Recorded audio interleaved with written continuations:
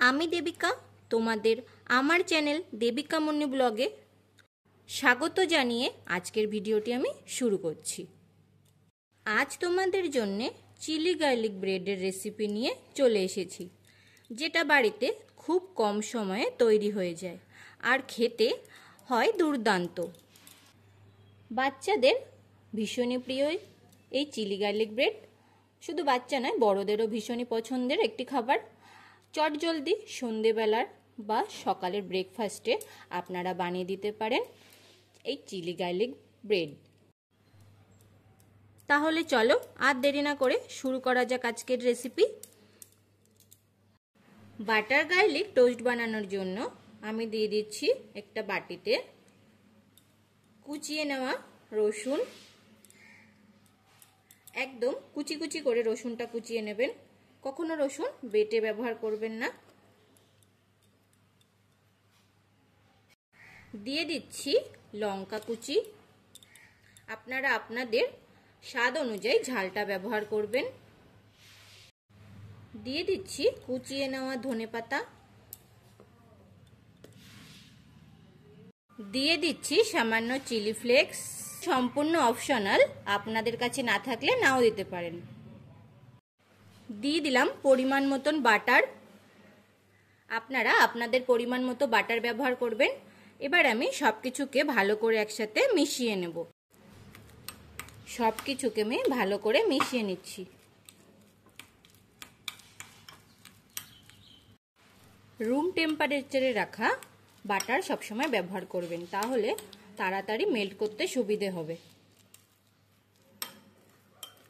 ভালোভাবে আমি এবার মিশিয়ে নিয়েছি। এবার আমি ব্রেডে লাগিয়ে নেব। আমি 4টে ব্রেড নিয়েছি, তোমরা চাইলে ব্রাউন ব্রেডও ব্যবহার করতে পারো। এবার ব্রেডের উপরে আমি বাটার লাগিয়ে নেব। ভালো করে বাটারটা লাগিয়ে নিতে হবে।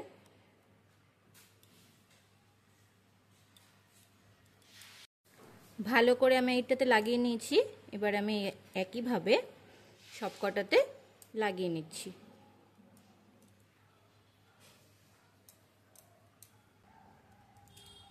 এক পাশে ভালো করে বাটারটা লাগানো হয়ে গেছে। এবার আমি দিয়ে দিচ্ছি ওপর থেকে একটু চিজ। তোমরা চাইলে আমুলের কিউব চিজও ব্যবহার করতে পারো। চিজটা সম্পূর্ণ অপশনাল, হাতের কাছে না থাকলে তোমরা নাও দিয়ে বানাতে পারো। আর কতটা পরিমাণ ব্যবহার করবে চিজ সম্পূর্ণ তোমাদের উপর নির্ভর করবে। এবার অপর ব্রেডটা এর উপরে দিয়ে দিলাম।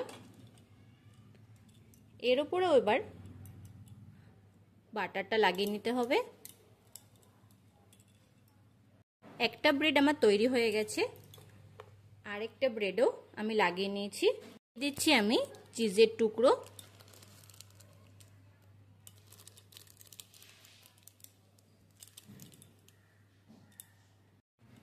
এবার এই পাউরুটিটা দিয়ে ঢেকে দিচ্ছি, আর এর উপরেও আমি বাটার লাগিয়ে নেব। দুটো ব্রেডেই আমি ভালো করে লাগিয়ে নিয়েছি। ব্রেড টোস্ট করে নেওয়ার জন্য আমি বসিয়ে দিয়েছি একটি চাটু। এবার আমি দিয়ে দেব ব্রেড।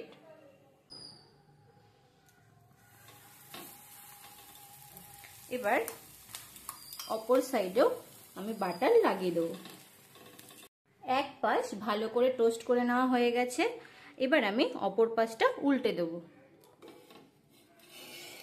অপর সাইডটা আমি উল্টে দিয়েছি। এবার ও পাশটাও ভালো করে নেব। আর দেখো আমার চিজটাও মেল্ট হওয়া শুরু করে দিয়েছে। দু সাইডই ভালোভাবে হয়ে গেছে। এবার আমি একটা পাত্রে তুলে নিচ্ছি। দিয়ে দিচ্ছি অপর ব্রেডটি।